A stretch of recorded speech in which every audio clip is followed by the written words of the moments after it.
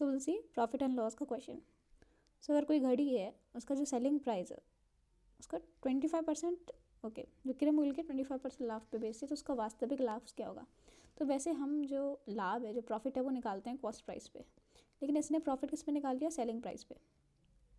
तो सपोज हम मान लें सेलिंग प्राइस 100 है, तो प्रॉफिट कितना हो गया, क्योंकि इसने सेलिंग प्राइस पे निकाला, प्रॉफिट हो गया 25%, प्रॉफिट मतलब कितना हो गया 125, राइट। तो उसने प्रॉफिट कितना निकला 25%, ओके, प्रॉफिट है 25%, गलती से सेलिंग प्राइस पे निकाल लिया, लेकिन निकालना किस पे था, कॉस्ट प्राइस पे। तो कॉस्ट प्राइस क्या हो जाएगा, 10 से 100 माइनस 25 मीन्स 75।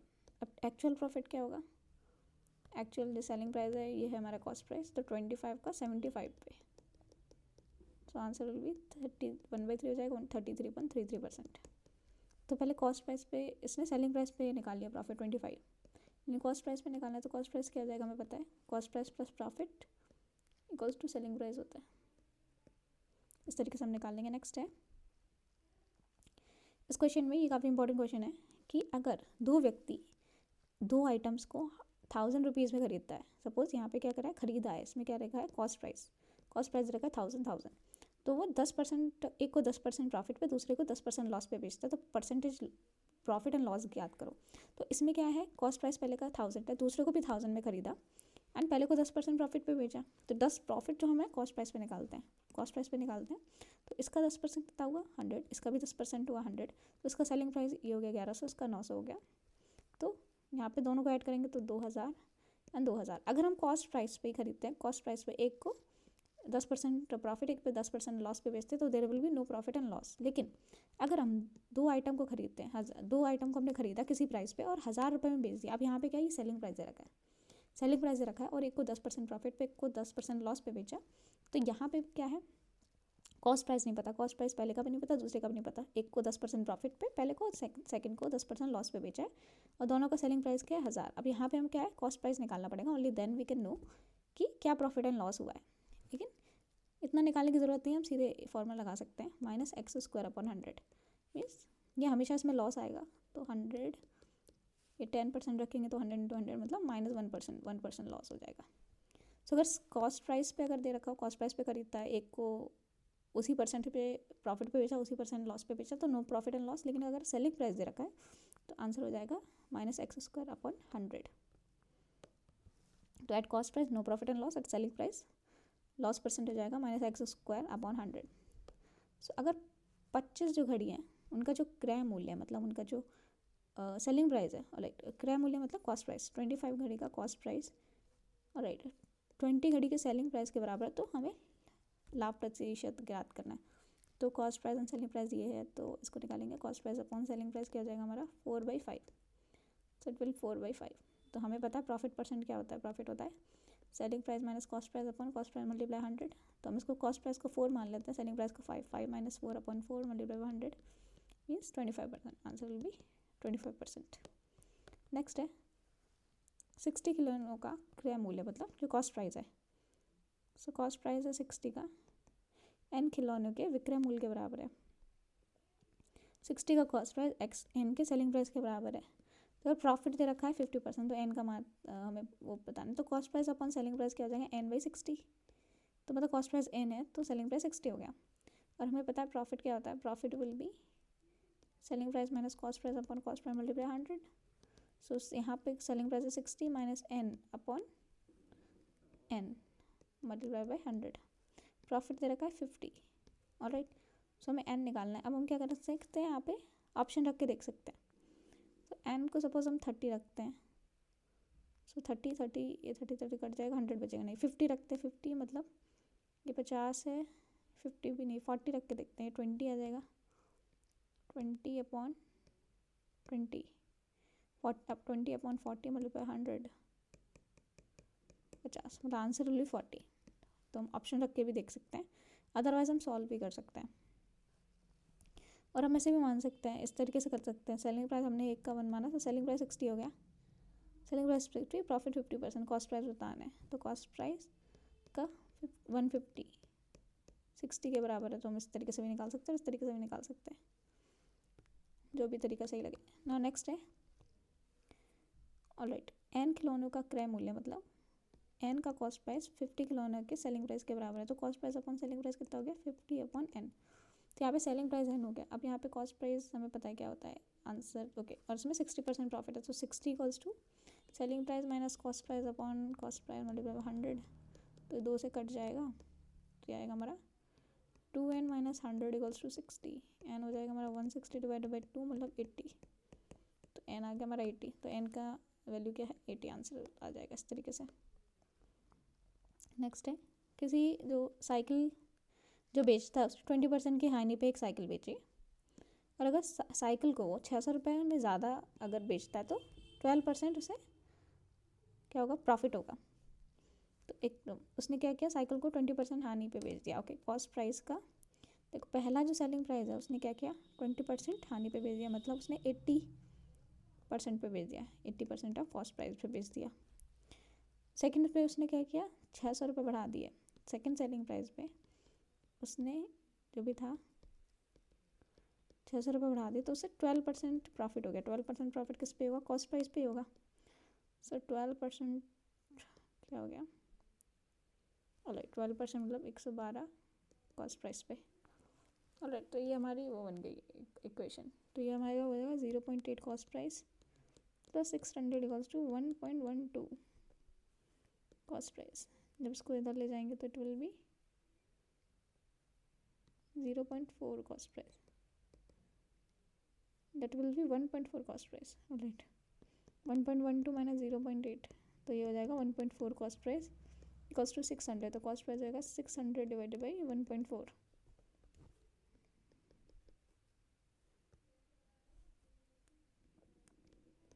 तो उसको सॉल्व करेंगे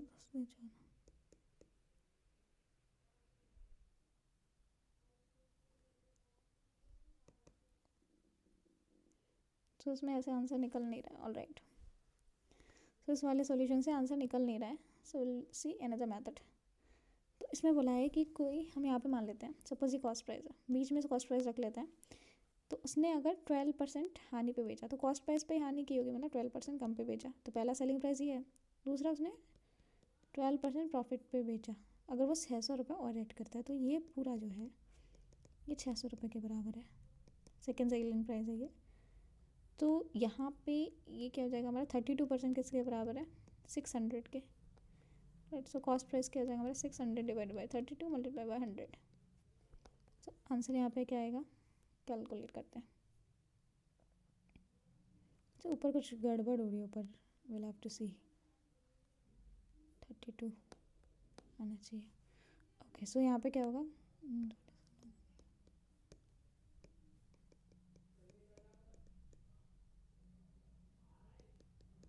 सो आंसर है यहाँ पे 25 मल्टीप्लाई बाई 75। तो हम क्या करें यहाँ पे 25 मल्टीप्लाई 75 मतलब 75 को 25 ऐड करना है।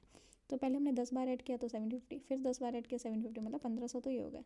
फिर क्या किया 5 बार और ऐड करना है, 5 बार मतलब 750 का हाफ, 750 का हाफ कितना हो जाएगा, this is 1875 answer, 1875 answer. Next है, दो रेडियो का जो सेलिंग प्राइस है वो समान है। एक को 20% लाभ पे बेचा जाता है, दूसरे को 20% हानि पे बेचा जाता है। तो कितना लाभ हमें पता है, सेलिंग प्राइस दे रखा है, सेलिंग प्राइस दे रखा है, एक को लाभ पे बेच रहे हैं, एक को हानि पे बेच रहे हैं। तो आंसर विल बी x² मतलब डिवाइड बाई 100 मतलब 400 डिवाइड बाई 100 मतलब -4% लॉस, आंसर हो जाएगा। नेक्स्ट है, इसमें बोला है कि एक बंदे ने इतने में 2 घड़ियाँ खरीदी, एक को इतने प्रॉफिट पे दूसरे को इतने लॉस पे बेचा। जब खरीदी है, जब कॉस्ट प्राइस दे रखा है, तो आंसर क्या होगा no profit and no loss, हम ऊपर देख चुके हैं। नाउ रोहन एंड मोहन ने 20% जो है लाभ पे रेडियो को बेचा, और दोनों ने अपने रेडियो को 1200 रुपये में बेचा। सो अगर जो रोहन का जो कॉस्ट प्राइस है पर लाभ प्रतिशत की गणना करता है, तथा मोहन सेलिंग प्राइस पे अगर लाभ की गणना करता है, तो हमें बताना है। तो यहाँ पे क्या है, जो प्रॉफिट हम जैसे देखते हैं कॉस्ट प्राइस पे, लेकिन जो मोहन है वो सेलिंग प्राइस पे देख रहा है, रोहन तो कॉस्ट प्राइस पे ही देख रहा है।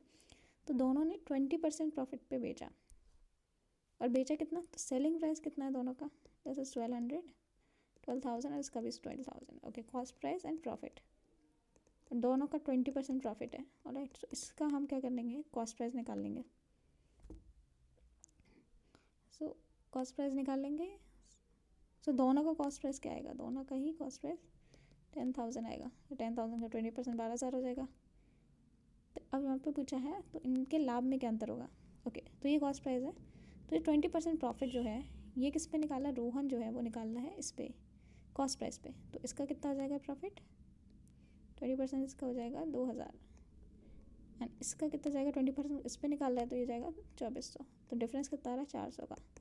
Answer will B 400। नेक्स्ट है ऑलराइट, ये वाला क्वेश्चन में थोड़ा डाउट है, will see it later. Next है कि राहुल ने 12 में 5 खिलौनों को ख़रीदा और उन्हें 24 को 8 खिलौने के हिसाब से बेच दिया। तो हमें प्रॉफिट एंड लॉस बताना है। सपोज़ ये प्राइस है, ये क्वांटिटी है ऑलराइट। तो उसने 12 को 5 से ख़रीदा तो ये कॉस्ट प्राइस हो गया। सेलिंग प्राइस बेच कितने दिया, 24 को 8 में बेच दिया। तो हमें पता है क्वांटिटी सेम करनी है, तो इसमें 8 उसको इसमें 5 को मल्टीप्लाई कर दें। क्वांटिटी सेम करनी है तो इसमें क्या जाएगा 40 40 और ये जाएगा 96 एंड दिस विल बी 120। तो यहाँ पे क्या है, ये प्राइस का डिफरेंस आ गया।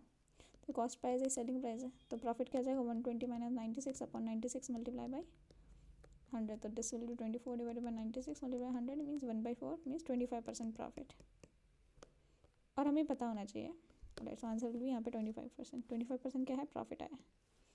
नेक्स्ट है डिस्काउंट। डिस्काउंट हमेशा मार्क प्राइस पे, जो मार्क किया उस पर दिया जाता है और सक्सेसिव होता है। जैसे 50 एंड 20% डिस्काउंट मतलब पहले 50 दिया 100 पे, पहले 50 दिया मतलब आपका कितना हो गया, दैट विल बी 50, फिर इसका 20% होगा, सक्सेसिव होता है। तो ये कितना हो गया 10 मतलब 40। तो ओवरऑल डिस्काउंट कितना होगा 60% ना कि 70%। तो सक्सेसिव नेचर होता है। जैसे 40% डिस्काउंट दिया वन आइटम पे, 20% प्रॉफिट दे दिया आइटम पे, मार्क प्राइस बताओ। और 40% डिस्काउंट हमें मार्क प्राइस पे देना पड़ता है और तब भी 20% प्रॉफिट हो रहा है।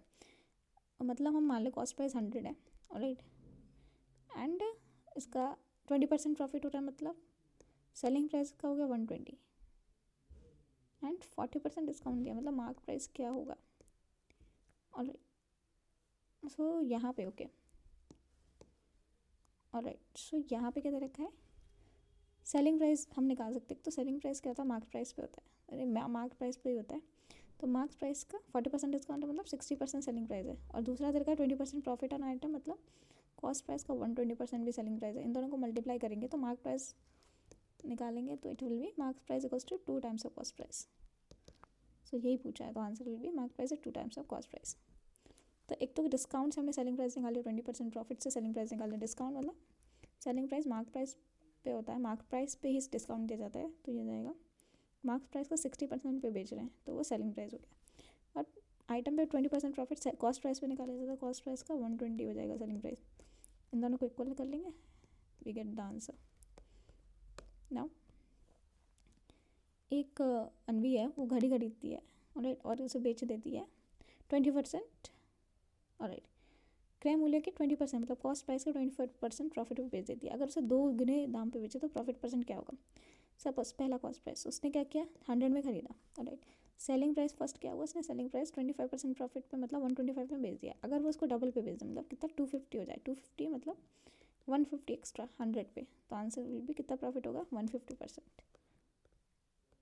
नाउ अगर कोई वस्तु है 50% हानि के बजाय 5% लाभ पे बेची जाती है तो उसको 5 रुपये अधिक प्राप्त करता है। ओके सपोज कॉस्ट प्राइस है राइट, 5% इसमें लॉस है, ठीक है, फर्स्ट सेलिंग प्राइस में, दूसरे जब बेच रहे हैं तो 5% प्रॉफिट पे बेच रहे हैं तो उसे कितना पैसा मिला है 5।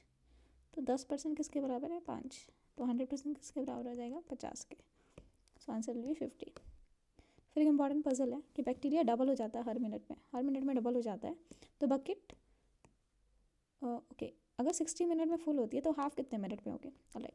तो डबल हो जाता है हर मिनट में। सपोज ये 59 मिनट पे यहाँ क्या हुआ, यहाँ पे इतनी हो गई 59 मिनट पे, 60th मिनट पे सारे बैक्टीरिया डबल हो जाएंगे, पूरी बाल्टी भर देंगे। तो 59 मिनट में ये हाफ फिल हो जाएगी एंड 60 मिनट में फुल फिल हो जाएगी। तो आंसर विल बी 59 मिनट्स।